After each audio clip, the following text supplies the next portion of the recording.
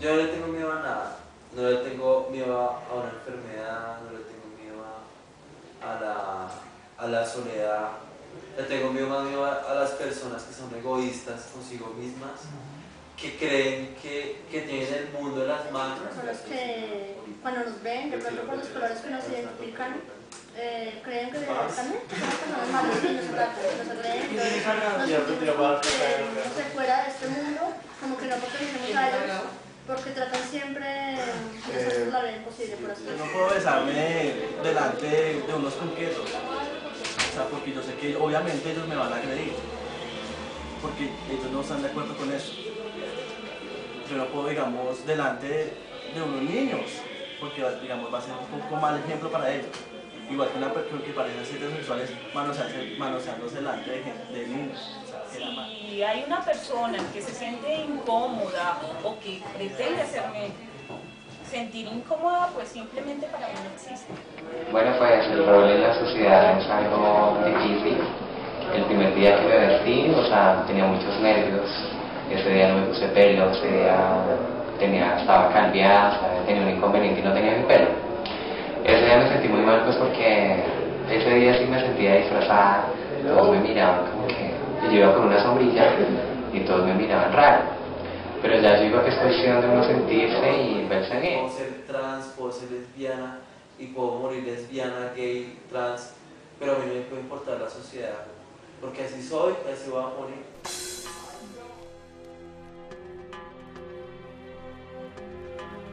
Bueno, al principio fue un poco difícil porque pues total no era como fácil aceptar las cosas que ay, la hermana lesbiana pues 100% pues no está que llega y lo entendí y lo estoy apoyando 100%.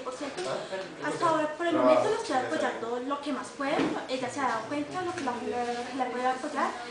Entre causas familiares siempre hay discusiones en la casa por la forma de ser de ella.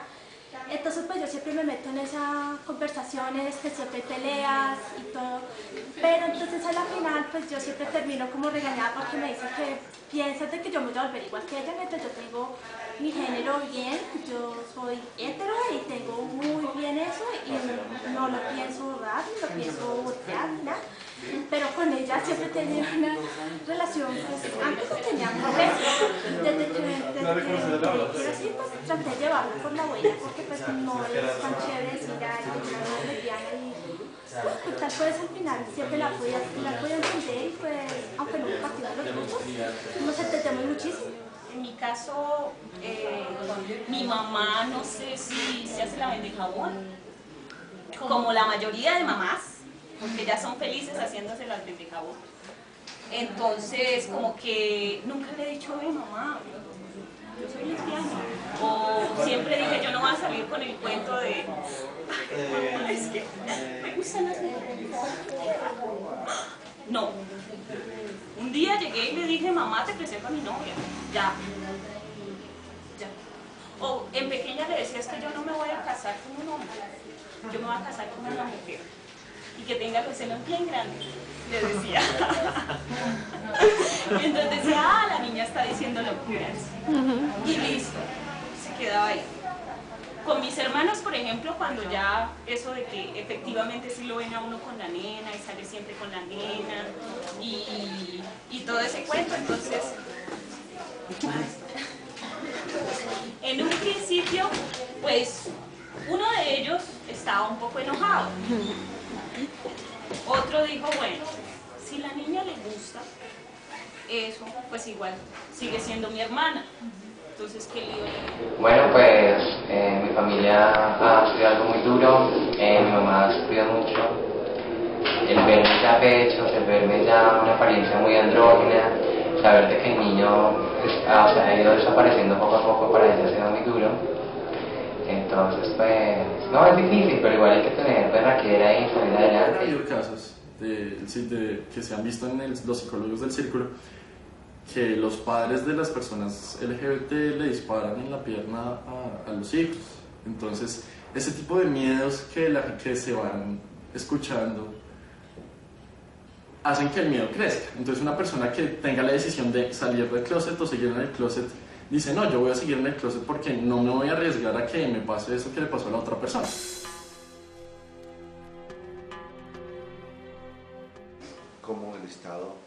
es el gran gestor de la responsabilidad comunitaria, y para esos efectos pues hay que trascender las categorías de la conmiseración, las categorías de la misericordia, y hay que entender que como gestor de oportunidades vitales para todos, hay sistemas y subsistemas como el tributario que organizan medios y mecanismos de solidaridad orgánica, en una visión ya más beberiana, no desde el punto de vista puramente personal. Digamos que la Corte en un principio fue algo tímida, es decir, tendía a reconocer derechos de los homosexuales o de la comunidad LGBT por medio de acciones de tutela, pero digamos como en casos bastante individuales, reconociendo el derecho de igualdad de una persona en determinadas circunstancias. A medida que se presentaron nuevas demandas, yo creo que la Corte en cierta forma fue forzada, pues no forzada, pero pues estas demandas le hicieron más sensible frente al tema y fue reconociendo derechos que tiene la comunidad LGBT pues como cualquier otro ciudadano, entonces empezando por derechos patrimoniales, por uniones maritales de hecho como cualquier pareja heterosexual, después derechos de acceso a la seguridad social en tema de salud y pensiones, y la más reciente sentencia que me parece que es muy importante, que en últimas es prácticamente equiparar los derechos homosexuales de la comunidad LGBT a los de cualquier ciudadano en el ordenamiento colombiano en cualquier materia civil, laboral, penal. Y también muy importante lo que les dije antes, que es también decir que como cualquier ciudadano también tienen ciertos deberes, que es decir, con los derechos también van ciertos deberes que también se les exigen a la comunidad LGBT como a cualquier otro ciudadano colombiano. Me parece importante. Lo que queda pendiente, y pues la Corte tiene que fallar eso, es si pueden adoptar, las parejas del mismo sexo pueden adoptar. Yo creo que ya sería pues lo último que faltaría, por lo menos en términos jurídicos, para equiparar a la comunidad LGBT con el resto de los colombianos. Lo que ya te voy a decir a qué tenemos derecho: a afiliar a nuestras parejas en salud, a heredar la pensión por supervivencia, derecho a reclamar alimentos a nuestras parejas, a no denunciarlas en materia penal. Tenemos un deber muy grande que en materia de contratación se refleja, y es una salida de closet a patadas, porque a mucha gente no le interesa. ¿Sí? Si yo voy a contratar con el Estado, mi pareja también es contratista, yo tengo que decir quién es, cuánto ganamos las dos. Los únicos que nos faltan es el matrimonio como rito, porque está el reconocimiento de la unión marital de hecho, ¿sí? Que no es rito. Nos falta el rito, y si yo tengo un hijo de mi vientre y quisiera tenerlo con otra mujer que ni siquiera es adoptado, es hijo mío, si yo quisiera conformar familia con una mujer, pues tenga todas las garantías jurídicas, porque de hecho sí lo hay. En ese sentido quisiera como recalcar que la sociedad no se da cuenta que la sociedad desborda el derecho todo el tiempo, ¿sí? Y la legislación le queda como una camisa muy chiquita al cuerpo social y la asfixia, hasta que se da cuenta que el cuerpo engordó y abre. Lo único que nos falta es que nos reconozcan que nosotros podemos ser familia y que podamos adoptar.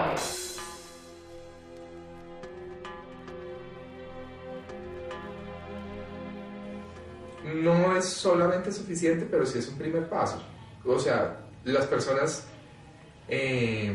para garantizar los derechos, primero debe haber un paso que es la visibilización. O sea, que las personas que tienen esas condiciones y esas orientaciones puedan comunicarse y salir y ser parte de la ciudadanía activamente, ¿sí? Entonces es un paso necesario y no es suficiente. Las sentencias de la Corte son un primer paso importante, pero no es suficiente. Ahora falta un poco que esas sentencias se hagan realidad y que la sociedad colombiana las empiece a aceptar como parte de la realidad social y política del país. Creo que los fallos de la Corte Constitucional, si bien están muy bien encaminados al reconocimiento, digamos, positivo de derechos, tienen un trasfondo que es bastante problemático para la comunidad, y es que detrás de esos fallos hay una salvedad que se hace con respecto al concepto de familia.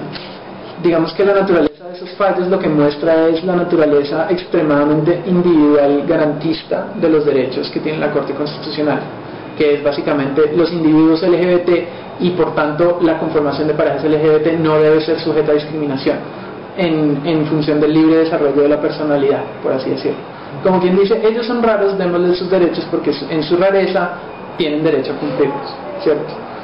Lo cual enajena el concepto de pareja homosexual y de parejas LGBT en general del concepto general de familia, que es la guerra social que se está librando.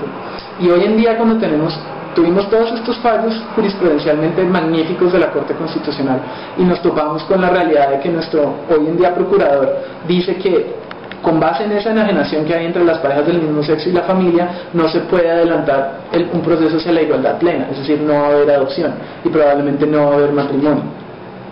En ese sentido no hay igualdad social, hay una igualdad, digamos, jurídica en términos de libre desarrollo de la personalidad y como individuos y como parejas, pero socialmente en Colombia seguimos pensando que la única alternativa de familia es una familia heterosexual constituida por hombre y mujer. Pues en el campo jurídico nosotros, Colombia es el país más avanzado en términos de derechos a las personas LGBT en Sudamérica, y eso es muy bueno para las personas LGBT que se encuentran dentro de Colombia. Sin embargo, yo pienso que hay una brecha muy grande entre la cuestión jurídica y la cuestión vivencial, porque si bien se han escuchado casos de que la norma existe y que los notarios están obligados a que los patrimonios de dos personas del mismo sexo sean tenidos en cuenta como una comunidad, no sé el término, pero los notarios no lo hacen. Entonces, digamos que el primer paso ya está hecho. Sin embargo, es bien difícil hacer que estas cuestiones de normas sean vivenciales y que las personas heterosexuales, o que por lo menos no se identifiquen como LGBT, las interioricen.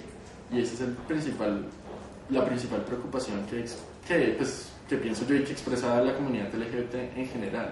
Sí, estoy de acuerdo porque pues, son seres humanos, son hijos, hijas de Dios, tienen derechos, tienen deberes, no se les había dado por su condición, negado, lo aceptado, entonces no se les había dado lo que ellos merecen, requieren, y pues por supuesto que es válido. Pues igual yo diría que el movimiento es para las personas lesbianas, gays, bisexuales, a las que nos dejan a un lado, porque hay que aprobar el matrimonio gay, o sea, que aprobar que todos los derechos que tienen las parejas homosexuales, las parejas heterosexuales lo tienen las parejas homosexuales, y a nosotras no nos cubre eso, porque nosotras entre las tres primeras siglas somos la única parte, o sea, la T es muy diversa. Para nosotras nos sacan una campaña de trabajo para que todas trabajen en una empresa. Siempre está el rol del hombre y la mujer, igual uno pararse a conocer una empresa es difícil. Igual el Congreso, nadie ha hecho nada por nosotros. Siempre nos ven como marihuaneras, prostitutas. Entonces dicen que por esa gente que vamos a hacer nada. Entonces pues para la T no nos han reconocido como han reconocido a las lesbianas, a los gays, a los bisexuales. O sea, la T es muy diversa y es la más discriminada.